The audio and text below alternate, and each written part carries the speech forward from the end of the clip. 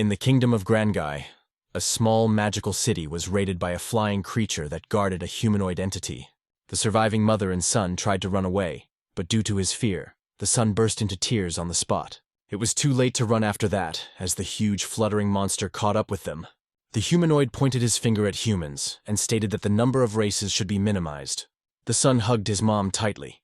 Tears ran down their faces, for this was the end for them. The moment before the survivors died, a light beam appeared and struck the enemy creature. The shining beam belonged to the man who had protected the woman and her son with his magic. The protector turned out to be the great mage Aszmar, a guy with bright blue eyes and blue hair glowing from the surrounding aura. The humanoid recognized his enemy and angrily asked Aszmar how he dared to contradict him. The Archmage lunged and created a hole in the creature's body as the humanoid continued to rage. Aszmar's attacks were fast as lightning. The big beast's body disintegrated into pieces as the mage attacked it again and again. The leader of the wondrous creature managed to dodge the great mage's lightning-fast attacks. Aszmar raised his hand. Power began to gather around his palm, and his lips spoke an incantation in an unknown language. Moments after, a huge magical ball appeared above him. Inside it was emptiness, and a blue aura enveloped around it. The sphere, a mole black hole, flew at the humanoid. It sucked all life around it. The Archmage fueled the magical creation with his power to overpower his enemy. Once the magic got straight to the humanoid, it began to consume him and the illusions around him. The yellow-haired boy arrived on the scene and cheerfully told Aszmar that he had succeeded. A subordinate of the great mage, Curio rejoiced for his teacher who had dealt with the invaders. The Archmage was jubilant. At last the war with the alien worlders had come to an end, and humanity could breathe easy. Turning back to their group, each of them stated that they had the great mage to thank for this. But the fun moment changed its atmosphere, and turned into a creepy environment. Repeating Lord Aszmar's name, the Grand Mage returned to the capital of the magical city, where a ceremony was being held to celebrate the end of the war with the Inomirians. In person, the king of Grandgai informed the Grand Mage that they were banishing Aszmar from the kingdom. Aszmar couldn't believe his ears. He contradicted, as he had just recently saved the world from its enemies. The assistant agreed that the Archmage had saved their people from terrifying invaders from another world. The enemies called themselves Omega. They resembled from another world, and their power was terrifying. By resorting to great magic, which only Aszmar possessed, he was able to completely destroy the invaders and the gateway from the other world. The king also agreed that the entire kingdom had been saved by the power of one man. But Aszmar still didn't understand why he was being cast out. The reason was the guy's abnormal strength. Now that the terrible war had come to an end, there was no need for his powerful strength. For the sake of the future of the kingdom of Grandgai, they wanted to banish Aszmar as a potential danger. Also, the drink that the mage had earlier is a forbidden wine, sealing any magic away. A fire mage. Curio apologized to Aszmar for getting his teacher drunk on forbidden wine. An earth mage, Siobhan added that with that kind of power, Aszmar could easily stage a rebellion. The Lord of Water, Miyun believed the king was never wrong in his predictions. Isaiah, who is an airbender, wanted to kill Aszmar so he wouldn't destroy the beautiful kingdom of Grandgai. The king bid farewell to Aszmar, whereupon the forbidden magic of instant death was recreated. The Archmage could not believe that the king had gathered all the mages of the country in this hall to cast a forbidden spell and suppressed his powers. He thought it was nonsense. After all, they only wanted to kill him because Aszmar might rebel against the king in the future. Suddenly it hit the great magician. The king could use the prediction as an excuse to kill him. Aszmar's eyes covered with blood. Though no one goes against the orders of the ringleader, but his friends betrayed him for the king's sake. Aszmar shouted to the king that it couldn't end like this after all he had done for this kingdom. Having created the final spell, the Archmage decided to carry the piece of his soul into the next life. The strongest mages of the Grandgai kingdom had tried to suppress Aszmar's abnormal powers, but it was unsuccessful. The spell was complete.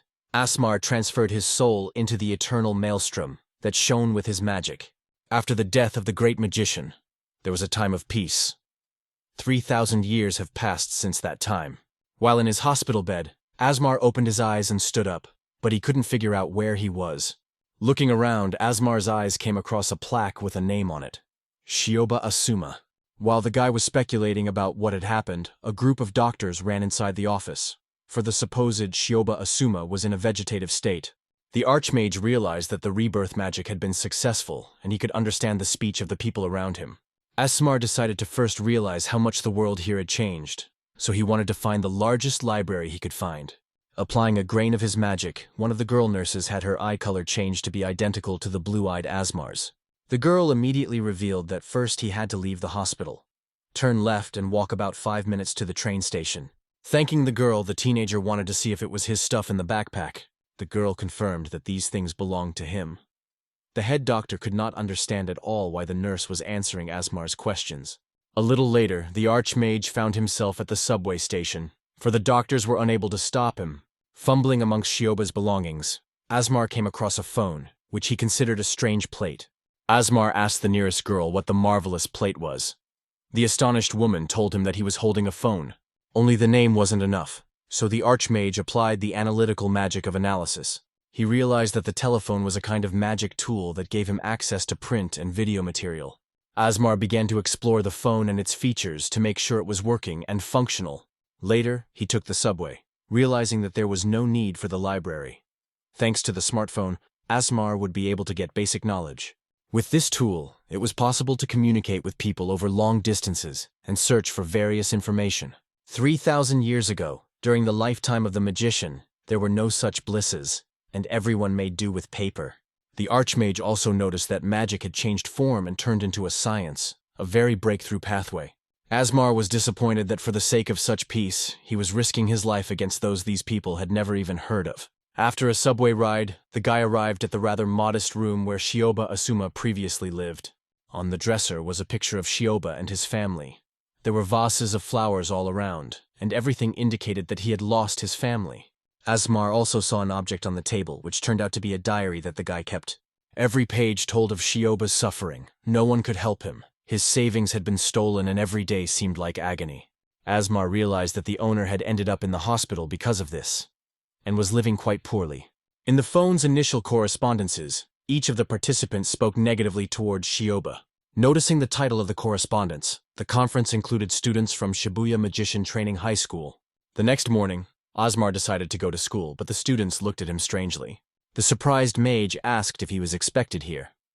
One of the students replied that there were strange rumors about him. People said that because Shioba could not tolerate the bullying, he attempted suicide.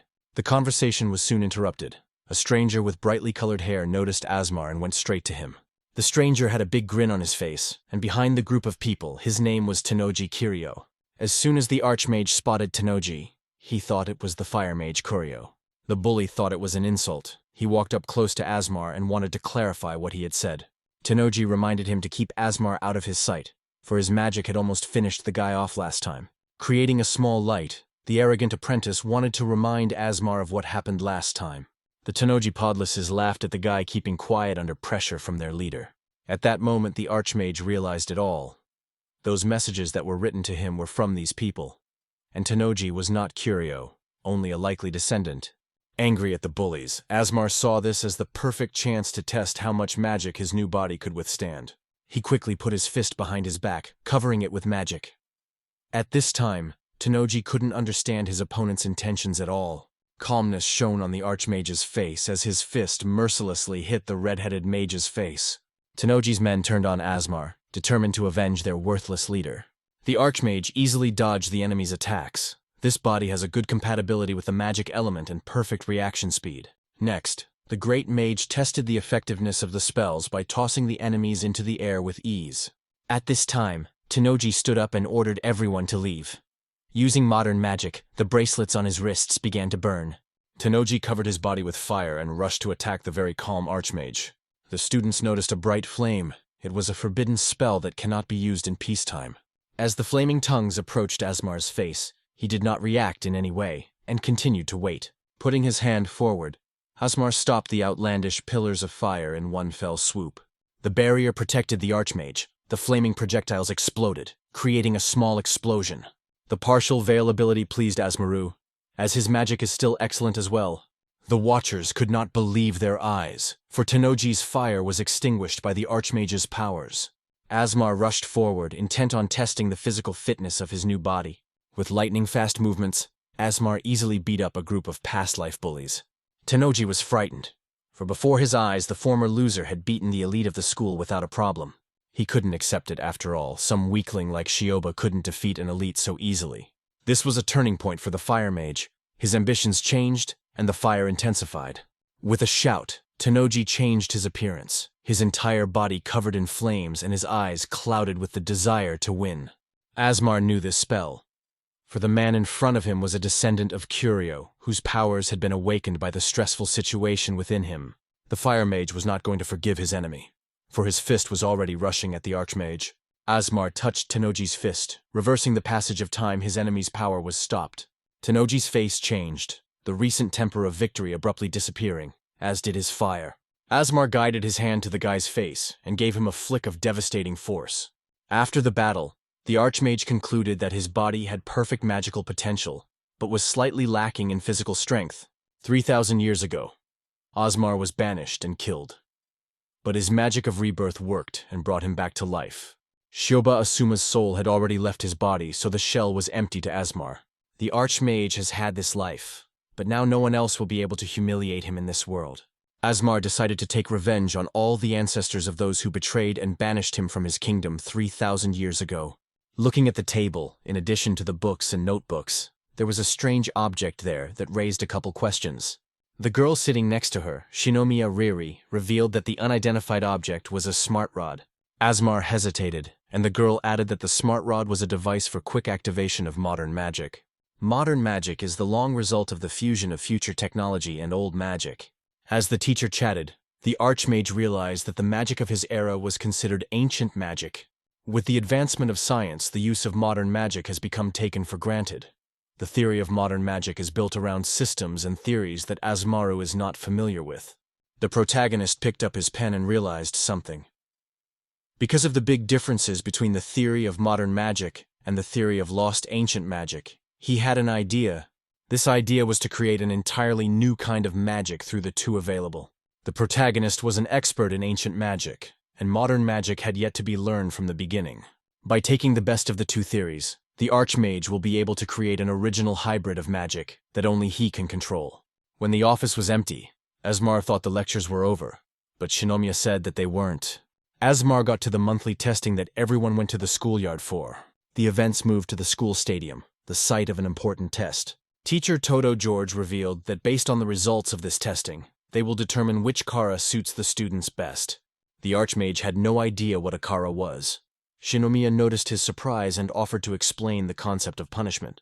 Modern magic had the concept of kara, which was a part of peculiar attributes that were classified by color. Each color represented a different type of magic. Red was fire, blue was water, and the rest matched their type of magic. The spell is activated when a person flows mana through a magical circuit in their body. Only a limited number of chains can be activated, so only one kara is chosen. Aszmar realized that the kara was determining the course the student would take in the future. Shioba picked next when the teacher noticed him. Todo's facial expressions changed for the worse. Aszmar said he wasn't interested in punishment. The guy wasn't going to move to a particular punishment. The teacher had not expected such an answer, and being angry he thought it was mocking him. Those who have not chosen their punishment are called colorless. This is the most problematic path. Aszmar didn't see the point in foolishly limiting his path. If he wanted to utilize the body's potential to the maximum, it was worth it to be able to use all attributes. Evil Todo couldn't understand how someone like Shioba was accepted into the Magic Academy at all. The teacher pointed a small laser blade towards the student and asked him if he wanted to find himself beaten again. Aszmar remembered Shioba's diary where he complained even about teachers. At this time, Todo continued to explain that the colorless had the most limited set of spells. The Archmage replied that in his opinion, the colorless had the most power among the others. The student suggested to the teacher that they have a practice fight to show him how strong the colorless style is. The teacher couldn't stand such insolence from Aszmar, and his anger was unbounded. With a wave of his hand, the teacher decided that today's testing would be modified and all previous restrictions lifted. Now the main goal for Todo was to have a duel with the student who had angered him. Shinomiya was worried about her student, for Teacher Georg is known as the best in the business. The teacher added that accidents are not uncommon in training fights, and in the upcoming fight, his chances are above the others. Aszmar didn't understand his teacher's words and replied that he wasn't the one who had to worry about that. On the verge of a nervous breakdown, Todo commanded one of the students to signal for the duel to begin. The man pulled out a second smart rod, and as it turned out, he was the only one who could use several attributes of modern magic. Each hand took a different role. With one hand, Todo fired a chain bomb, and the other a thunder spear. The Archmage easily defended himself against the confident enemy's attack by putting up a barrier in front of him. The hero recalled the teacher's words about a few attributes, but he had expected extremely more from him. Todo couldn't believe it was possible, but decided to try the same attack again. With a simple raise of his hand, an unshakable barrier rose up before Aszmar and repelled the attacks.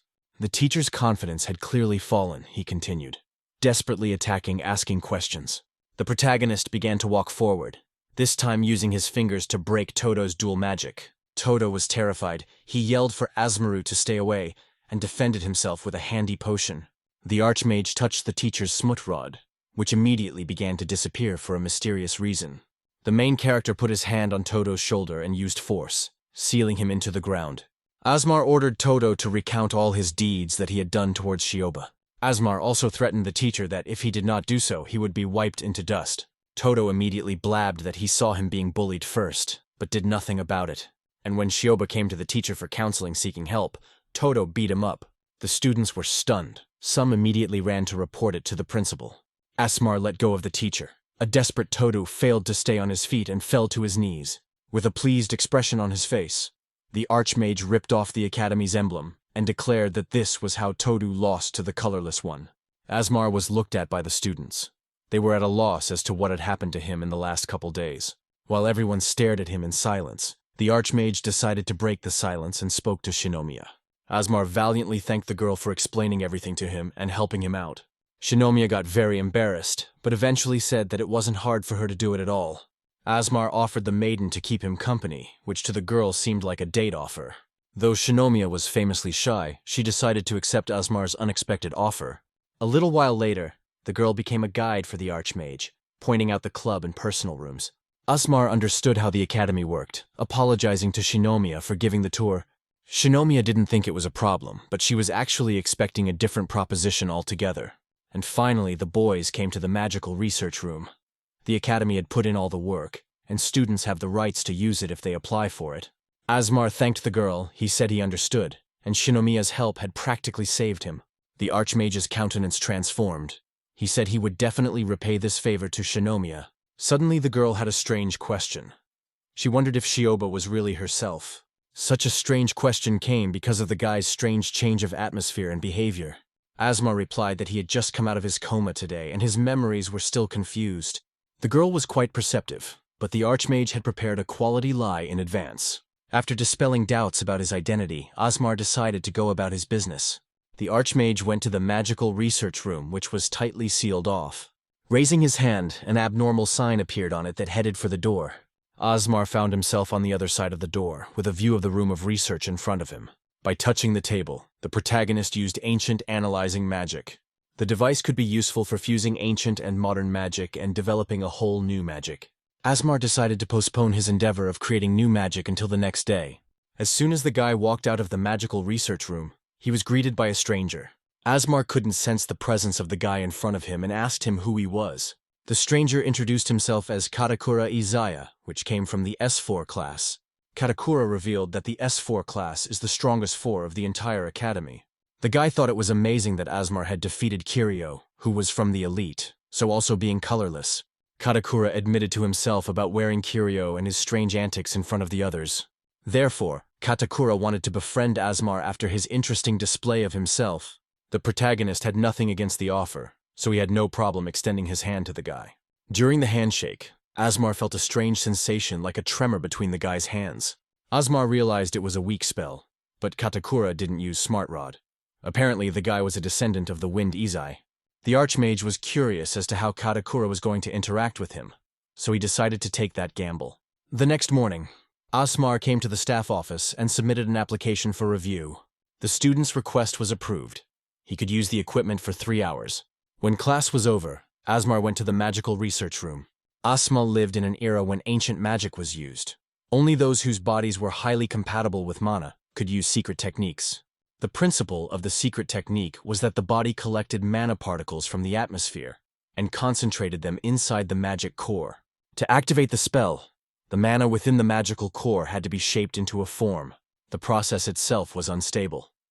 Therefore, magic circles were used for safety. The more detailed and precise the magic circle, the stronger was the spell used by the mage. The magic circle absorbed mana from the body and released it into the world, thus activating the spell. That is how ancient magic could only be used by a few during the ancient time period. Those without a talent for magic simply couldn't concentrate mana inside their bodies. But things are different now. The magical core and form has been replaced by an organ called a magical chain. With a smith rod, the mana automatically triggered the magic circuit and produced an artificial magic circle. Magic has become publicly available. Now magic can be used even without having a talent for it. Compared to ancient magic, modern magic is much weaker, and it is impossible to use magic without a smut rod. Aszmar realized the direction he was heading in. An improved hybrid magic derived from a mixture of modern and ancient magic. To do this, you first had to be fluent in modern magic and learn all the attributes. Quantum computer will help Aszmar with calculations to create a theory on hybrid magic. Having entered all the required values, the computer began to fill the waiting strip for the results. Aszmar only had to wait for the results of the calculations, and in the meantime he could go about his business. Suddenly, the door to the exit started to open, but for some reason it was glowing brightly. Seconds after, Aszmar levitated in the air outside the academy, and high in the sky. The Archmage realized that modern magic, of a very narrow type, had been used on him. Assuming probability theories, Aszmar concluded that Katakura was the one who had done it. There was no way the protagonist could have foreseen this, for he believed that Katakura wanted to befriend him. Aszmar decided to take up the challenge and show Katakura how big the difference in strength between them was. It wasn't as if the Archmage had been transported by teleportation. It could have been mind-affecting magic. At one time, Isaiah could use the original high-level spells. Even though 3,000 years had passed, nothing had changed. Falling further, Aszmar didn't know what might happen if he continued to fall downward. But suddenly he noticed the bats that were Isaiah's artificial familiars. Aszmar used spells for defense, but the main goal was to find the master of these creatures. First, the Archmage decided to use slowing down magic to stop the fall. After applying the spell, spiked bombs of magical reaction appeared around Aszmar. When attempting to counter the spell, the resistance response was activated. Aszmar summoned magic circles, disarming some of the bombs before they exploded. Due to the many interfering factors, Aszmar wouldn't have time to use slowing magic. Minutes afterward, Aszmar found himself even more surprised, for he found himself in outer space. The Archmage quickly realized where he was, for in this area he had no way to breathe. The next event was dozens of glowing boulders falling on Aszmar. With a single spell, Aszmar was able to shatter the glowing rock without difficulty. Aszmar said he got the message from Izai, but now it was his turn to attack. Such a massive attack was easy to repel, but even after that, Aszmar was still in a vacuum. If this continues, he will simply die from lack of oxygen. This magical space is done in great detail. The space looked more like a work of art. It was like Isaiah, for he was a lover of beautiful things. Given the nature of the enemy, Isaiah must have personally wanted to see him die. So it's not an autonomous spell with remote control, and the enemy is somewhere nearby. Katakura is probably watching Aszmar through his magic, but he needed to find that gap. Concentrating, Aszmar immersed himself in his small world, which made his insight increase. Katakura considered that the Archmage had given up, but that didn't mean he would stop creating. As Aszmar levitated in concentration, the glowing boulders reappeared before him. The protagonist had concentrated all the mana in his magical core and form, then was about to spew them out. Using all of his mana at once, Aszmar deftly created magic circles around himself larger than his size. The magic circle enlarged even more, revealing all the fire stars around it. The zone continued to expand. Space was limited. At some point it would begin to destabilize, and then Aszmar would find a breach. Katakura aimed his next attack at the Archmage, but he didn't react in any way. Soon, the magic circle reached the very gap that Aszmar immediately noticed. Using a shot from his finger with magic, he unveiled Katakura's curtain.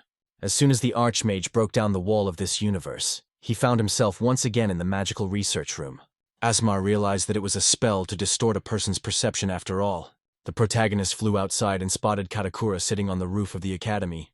Upon landing, Aszmar wanted to know why Katakura used his magic on him and tried to harm him. Aszmar reminded him that Katakura had offered to be friends. At that moment, the boy jumped down. The overjoyed young man stated that he was not at all disappointed in Aszmar after this ability. The way he destroyed illusion magic, and even applied steaming magic without using spells, delighted Katakura. Using the magic circle to get out the unfathomable way, It was as if Katakura had seen the divine fresco on the cathedral ceiling with his own eyes. It wasn't all that Katakura admired, for Aszmar's magic was simply fascinating, and the young man wanted to know what kind of magic chain his friend had used. But more than anything else, Katakura wanted to see something beautiful destroyed, whereupon the guy cast another spell. Strong gusts of wind surrounded him as Aszmar watched the spectacle to come. To his surprise, the Archmage once again failed to notice Katakura activating the spell. The young man used a meteor spell from modern magic, creating 4 small vortices. As the air cleared, dozens of iron points appeared over and around Aszmar's head. With the help of the wind, Katakura took control of materials from a nearby construction site, but iron lists were no problem for the great magician, for he had no trouble dodging most of them. What appeared to be an easy spell for Aszmar turned out to be one of the items hitting him directly. At the last moment, the Archmage managed to create a small barrier at his head and protect himself. Katakura gauged that it was going to be a long fight, but he wanted to see how long Aszmar could last. Powerful gusts of wind from a skilled apprentice tore nearby structures out of the ground. The poles snapped off the ground that flew at Aszmar were still energized. All sorts of objects and decorations were used as weapons against the Archmage. Aszmar realized that there was nowhere to run, because Katakura had managed to corner him. The battlefield was like chaos, with scraps of pillars and formations scattered about.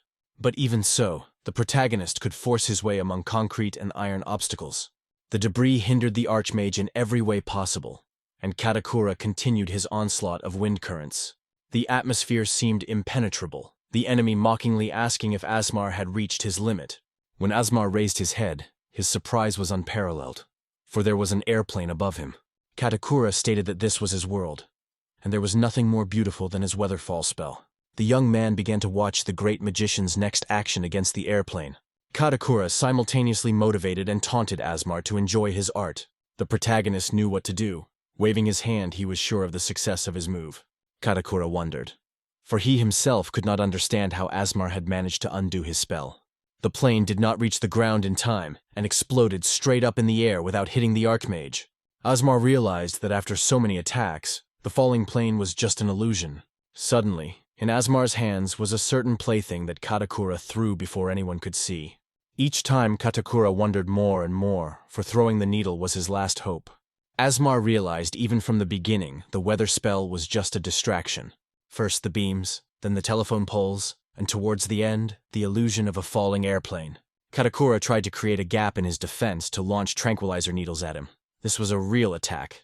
Meteopad is a nice big name, but the spell turned out to be just a bluff. Aszmar supposed Katakura was a master of his craft, but it wouldn't work against the Archmage.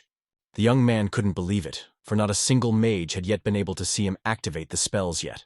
Only a legendary great magician who lived 3,000 years ago was capable of doing this. Katakura was excellent at hiding traces of magic use, which was why Aszmar assumed he would use a stealthy but effective spell towards the end. After explaining the weaknesses, the Archmage was instantly up close to the enemy. Katakura lost for only one reason. He used his magic in front of him too often, which was what allowed him to be analyzed. Aszmar touched Katakura's body, after which 2 abnormal magic circles appeared. In the final moments of the fight, the young man marveled at the beauty of Aszmar's magic circle. Ancient magic from the hands of Aszmar's vibrating wedge pierced Katakura's body and surroundings. The attack managed to knock his opponent out of his senses, determining the winner of the fight. Events have been transported back 3,000 years, where only memories could reign supreme. Isaiah was in the Magic Kingdom at this time, in the garden of the capital city, and was drawing pictures. The great magician returned to the capital and added that there was a feeling of light coming from the canvas. While Aszmar was praising Isaiah's beautiful paintings, shouts from the allies interrupted the discussions. Tenoji argued with the Watermaster about whose magic played a bigger role during the mission. Isaiah was fed up with the squabbling and told the Archmage that he was leaving the garden prematurely. Before leaving, the Wind Mage revealed that he was pleased to receive praise from the Great Mage. The other mages of the 2 elements had picked up on the fact that Isaiah was too shy, but the whole point was that he thought they were disgusting. Isaiah knew they didn't know anything about art. And just when Izzy managed to speak to the Great Mage, he was interrupted at the best possible moment. As the Wind Mage walked down the hallway, he spotted a lone Siobhan who was not in a good mood. The guy revealed that he was recently contacted by the sect leader, and before the Emperor's order, Siobhan couldn't reveal the information publicly, and only whispered the news in his ear. Isaiah couldn't believe those words. He didn't want to accept that Aszmar would revolt, Siobhan said angrily. That's a fact. The Emperor had the power of seeing the future, and his words are absolute. Aszmar couldn't go against the Grandgai. There was nothing beautiful about it. And Isaiah couldn't even speculate why a great mage would do that. After a horrible nightmare with former memories, Katakura woke up in the infirmary of the Magic Academy. At this time, Aszmar sat across from the young man and handed him a bottle of water after waking up. There was an electrolyte drink in the bottle, there was sugar in there, and Katakura was having a nightmare. While he had a horrible dream, sweat was pouring out of Katakura in hailstones, so he needs to recover the lost fluids as soon as possible. The Wind Mage wanted to know why Aszmar had saved him. The answer was simple. He had been struck close by an ancient spell, and it would not be without consequences. Fortunately, Katakura's magical chain appeared to be normal, and he was not seriously injured. Aszmar had a towel in his hands, showing traces of sweat that had recently been wiped away. Katakura realized that the Archmage had been courting him all along. Aszmar only justified it by saying that he didn't want to lose such a good mage. The young man asked not to think that everyone in S4 is the same as Kiryu, for as a mage he is powerful, but Katakura disagrees with his behavior. It was all about the guy just wanting to learn the skills of an Archmage, but Kiryu was bullying him and doing everything he could to get him out of the academy. Aszmar didn't think Katakura was a bad person, and he would forget about him attacking the main character. In return, the Archmage wanted the young man to leave S4, and with him, they created a new faction in this academy. Aszmar noticed that the Isaiah descendant had no memory of what had happened 3,000 years ago. He was on his own at the moment, but the Archmage needed allies to accomplish what he wanted to accomplish. He had a goal that Aszmar wanted to accomplish with Katakura's help and endeavors. Rising from the bed, the Wind Mage bowed down on one knee and said that he would do as the Archmage said. Katakura felt as if another him, once upon a time long ago, had experienced these same feelings. At this time, a nurse was watching this strange scene from backstage, but she was spotted. The nurse wasn't watching the guys on purpose. Aszmar decided he should have gone now. The protagonist handed the girl a table that described the state of Katakura's magic chain. After reading the chart, the nurse could not believe her eyes as the entries were too detailed. The nurse suddenly suggested that Aszmaru join a research institute as her fellow student, but she was refused, as the Archmage was quite happy with the current academy and its conditions. Aszmar returned to the magical research room once more to continue his analysis on the quantum computer. The computer approved the student's theory. Aszmar was glad that his idea was correct, and now the basis for hybrid magic was ready to be created. The next step was to systematize the individual magic formulas. It was worth adapting the magic chain to his needs and checking all the attributes. Apparently, Aszmar had a lot more work to do in the research monet. Future innovative magic will surpass not only ancient magic, but also that which has been invented in the present time. The next day, the students continued to sit in lectures. Only this time, there was a test being given. Teachers complained about the dramatic improvement in Aszmar's grades, thinking he was cheating. The lecturer was convinced that it was almost impossible to cheat on an oral exam. The task for the oral exam was to solve an equation from the theory of modern magic. The first thing the lecturer did was point his finger at Aszmar, who was now called colorless. Rumors of a duel with Professor Georg had spread, the lecturer thinking that such an equation would be easy for him to solve. Aszmar also found this to be an easy task, for it was an equation for the activation potential of a magical circuit. Aszmar wrote all over the board. This theory was proposed by Albert Cott in 1800th year. It was based on the enhanced computational abilities of the brain. His scientific approach made magic accessible even to those who had no innate predisposition to magic. The Neumann Corporation continued to develop the professor's ideas and created SmartRod, which allows for accelerated spell activation.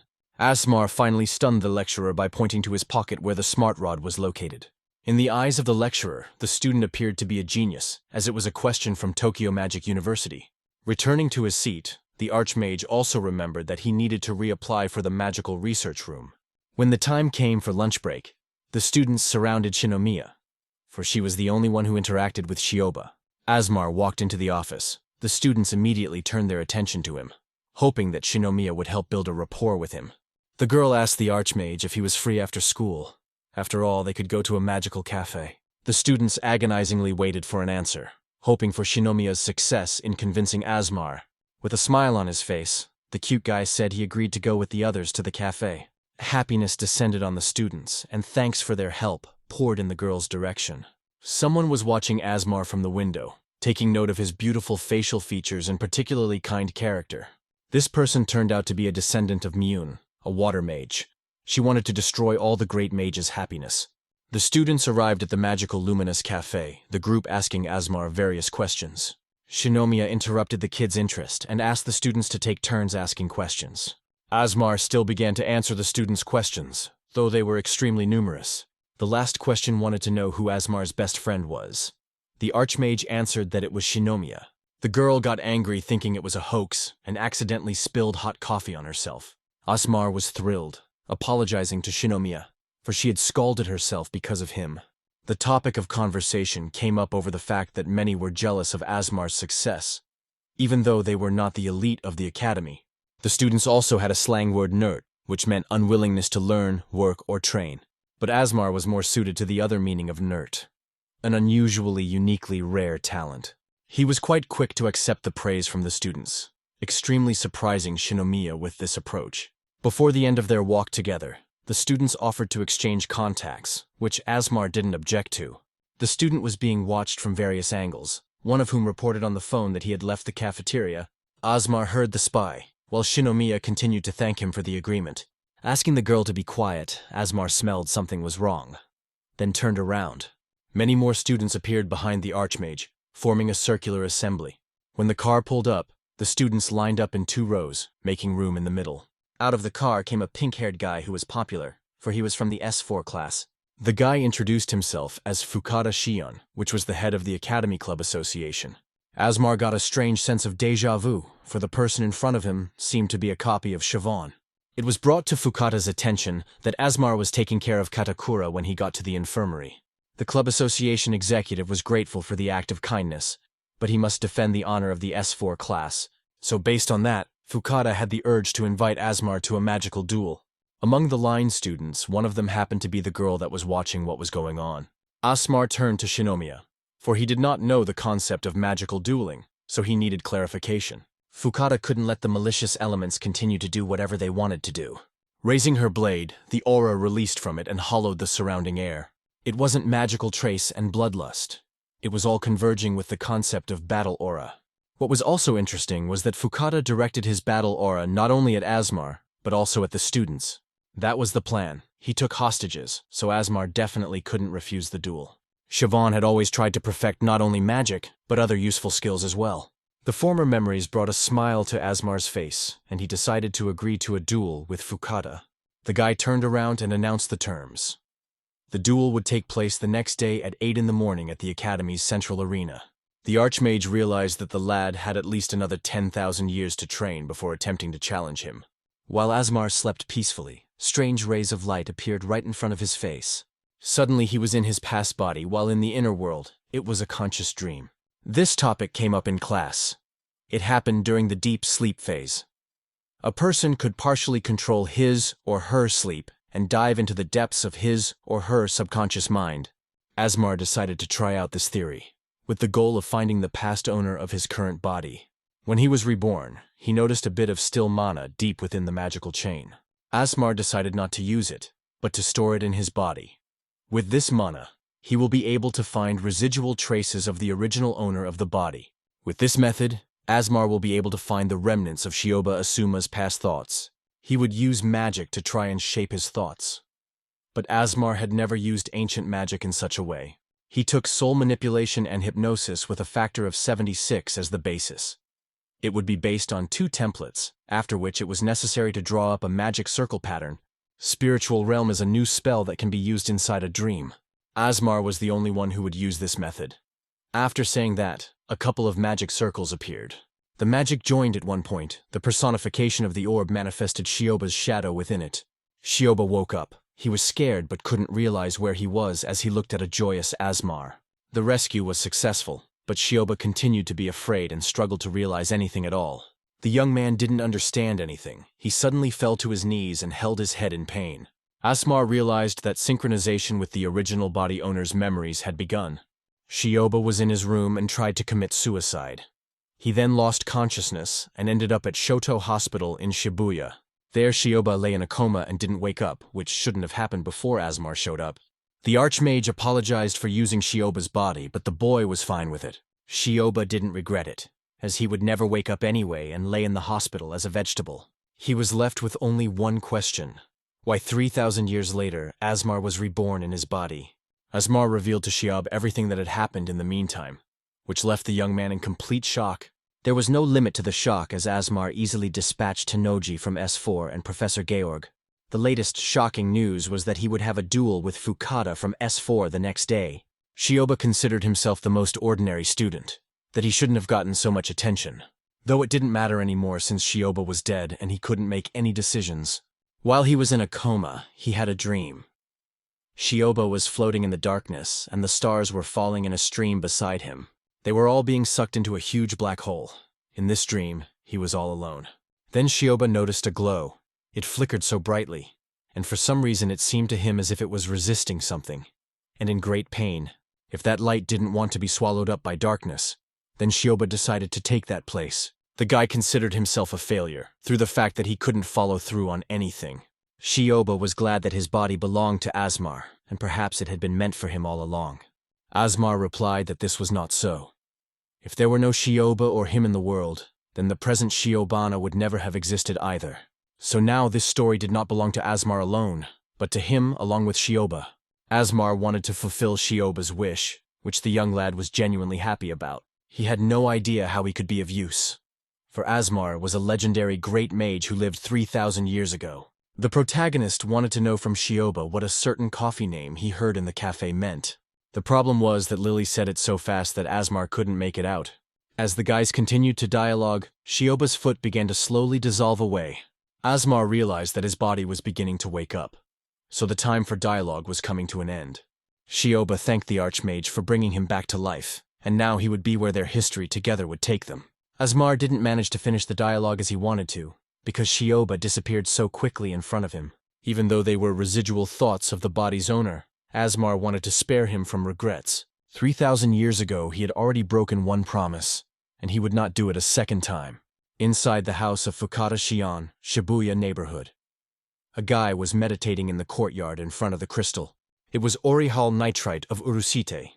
It was mined only in mines that had belonged to the house of Fukata for many generations. The mineral in front of Fukata has been called one of the toughest minerals on Earth.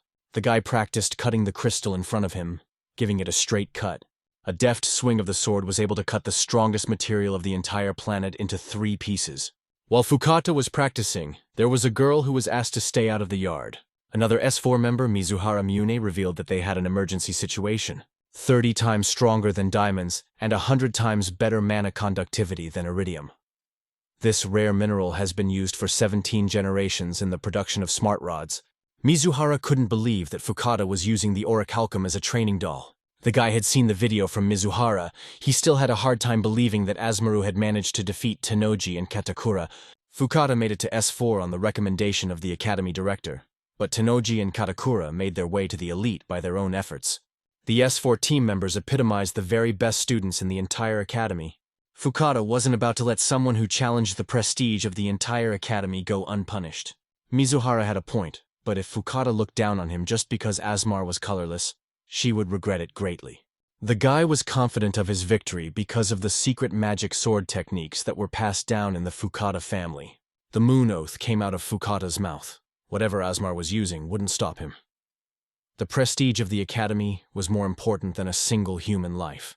The girl motivated him, but she had another question. Would a certain person show up? Fukata smirked and stated that it wouldn't happen under any circumstances. No matter which way the duel went, there would be no need for it. Fukata's servant, the peculiar golem behind him, was quite sufficient. The next morning, Aszmar arrived at the gates of the academy and decided to go for a magical duel. Educational institutions officially allowed mages to hold fights among themselves using magic. At the end of a magic duel, a student is assigned a rank. The higher a student's rank, the more privileges he or she has within the academy. First, before the magical duel, Aszmar had some free time in the waiting room. Shinomiya didn't understand how he didn't know about the magic duel. It was the first time Aszmar had heard of it, but he was glad, for the girl had explained it all to him. Shinomiya believed that Aszmar's memories were still confused, so she had to help in any way she could. Being inside the waiting room, the girl worried that Aszmar might have asked her for something special. But her fears came to naught because the real request was only to choose a tie. Shinomiya was disappointed in herself, for her fantasies seemed so much scarier than that. The protagonist reminded Shinomiya about raising rank. After all, with a high rank, a student could use the magic research room longer. Though it seemed odd, Aszmar was only interested in extending the time in the magical research room. Fukata called Aszmar a malicious element of the academy, and an investigation revealed that the cause of the duel was the student's inappropriate behavior within the academy walls. Newspapers spread the news that Fukata Shion of S4 fought against the colorless Shiobana Asuma. The head of the Academy Club Association standing guard will punish the student seen destroying the academy. Aszmar couldn't do anything about the publication of the papers, so he decided to ignore it. Fukata had studied magic blade techniques that had been passed down in his lineage for generations. He was also the heir to a large company that owned mines that produced the rare metals needed to make smart rods. For donating millions to the Academy Foundation, no one dared to go against Fukata within the confines of the institution.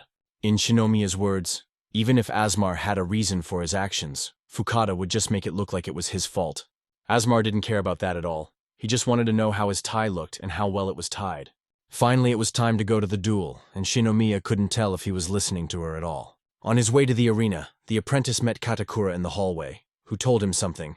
After the said news, a happy Katakura went about his business, and Aszmar went straight to the duel. There were thousands of observers around the central arena, eager to watch the upcoming fight. Mr. Shion was considered the strongest in S4. All bets were on him defeating Aszmar with a single blow. The two students stood in the center of the arena facing each other. Fukata praised Aszmar for not running away. Fukata wanted to know who Aszmar was. It was strange since he couldn't notice another soul in Shioba's body. Herr Siobhan knew that Aszmar had defeated Tanoji and Katakura of the S4, and he took it seriously. The possibility of coincidence was ruled out, so he asked who Aszmar was. The protagonist was not going to reveal his real identity, so he introduced himself as Shiobana Asuma. Fukata couldn't believe that Aszmar didn't flinch in the slightest in front of his strong battle aura. In the end, he became uninterested in knowing Aszmar's true identity. After all, he wasn't going to give him a head start on him. Pulling his sword from its sheath, Fukata said he would get rid of the pest at any cost. When the referee announced the start of the magic duel, Fukata suddenly stopped him before he started. As he said, Fukata wasn't going to give indulgences, but he could show mercy. After all, his family's noble house had its own principles. If Aszmar immediately writes an application for expulsion from the academy, he will refuse to participate in the duel. Aszmar will avoid unnecessary pain, and won't have to embarrass himself in front of the students gathered here. The protagonist ignored Fukata's question and wanted to know what rank he would get if he emerged victorious from the duel. Fukata was at the highest rank and ranked number 1, while Aszmar had the lowest rank and 1,200th place in the rankings. If the Archmage manages to win the duel, his rank will be elevated to A, which was only one level behind the highest level.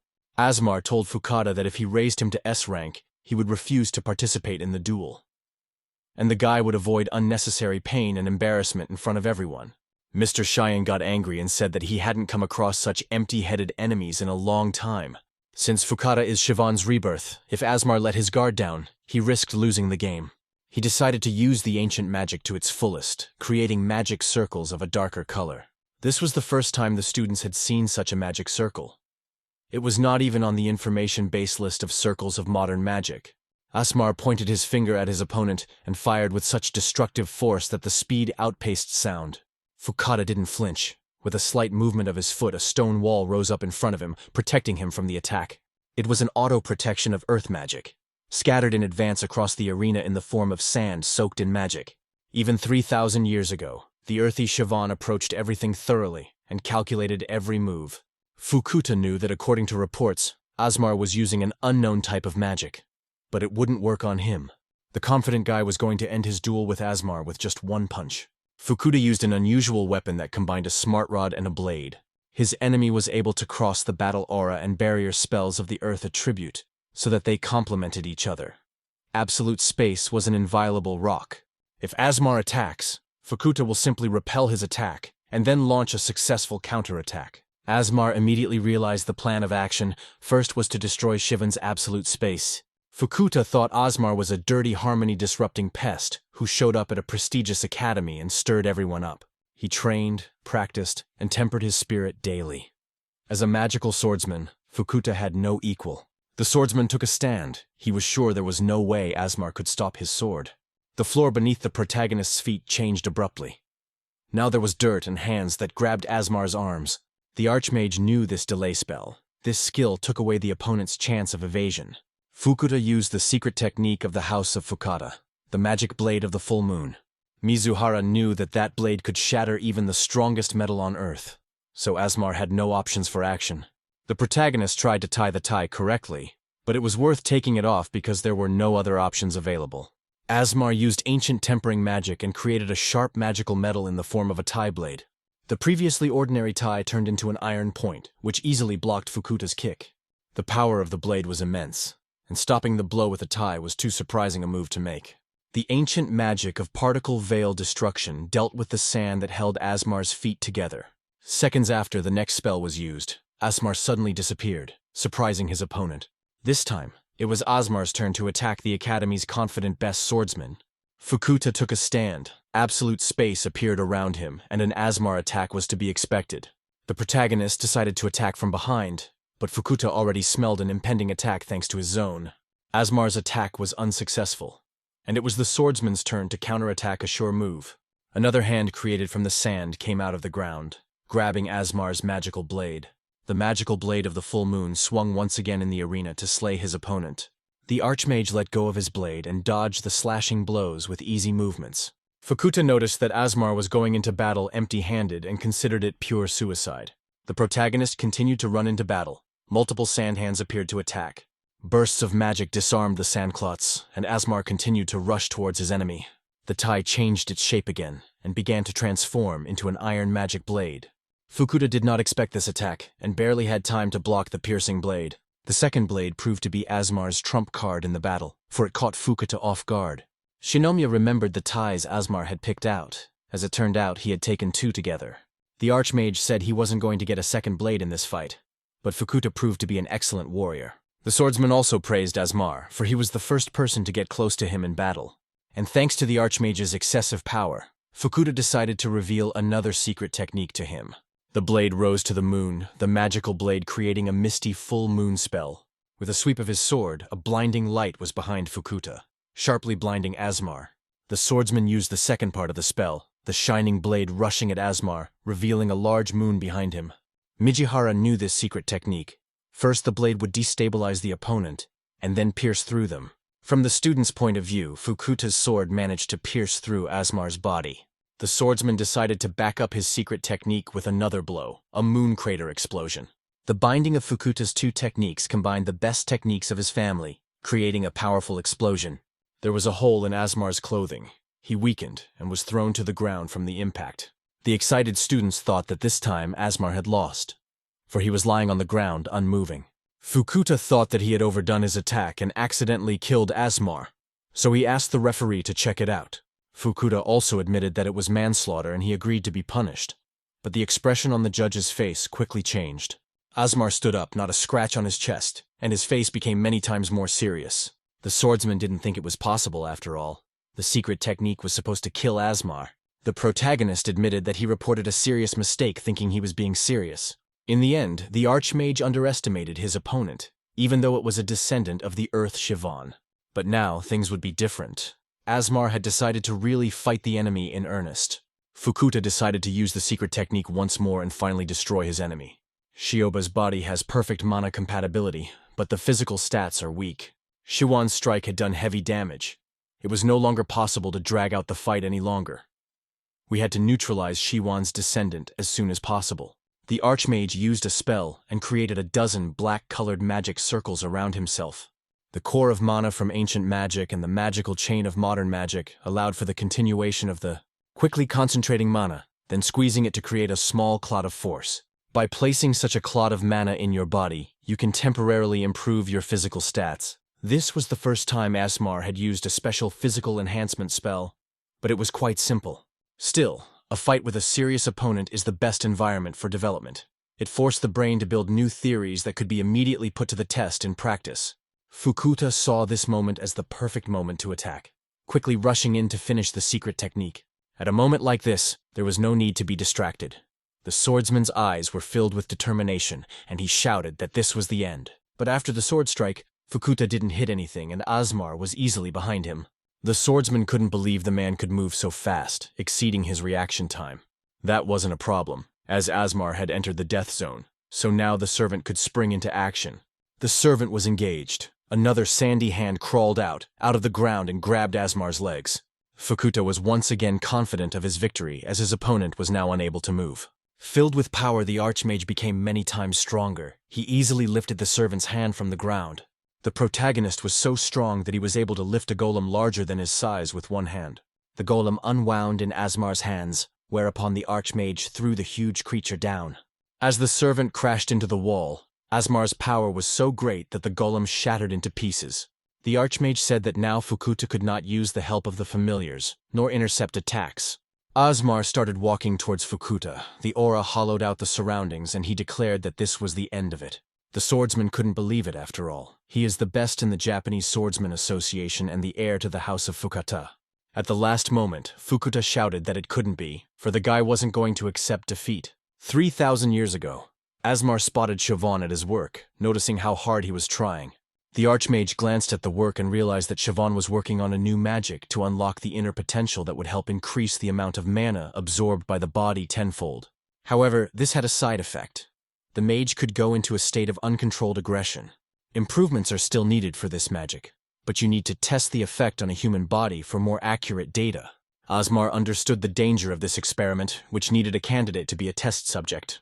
Siobhan decided to use himself as a test subject, for that way no one would mind. The Archmage went about his business, but hoped that his friend would be able to develop some new magic.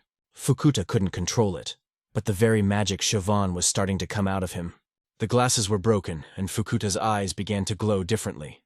Revealing a large smile on his face, Aszmar noticed that the amount of mana around Fukata increased dramatically, as did his strength. Mizuhara laughed, for she remembered Fukata stating that this ability was of no use to him. The protagonist realized that this was the result of a magical experiment that happened 3,000 years ago. Fukata's personality had changed. He was glad he had finally gotten out. It was time for him to slash and tear. The first thing Fukata decided to do was to take his anger out on Aszmar, who hadn't expected such speed.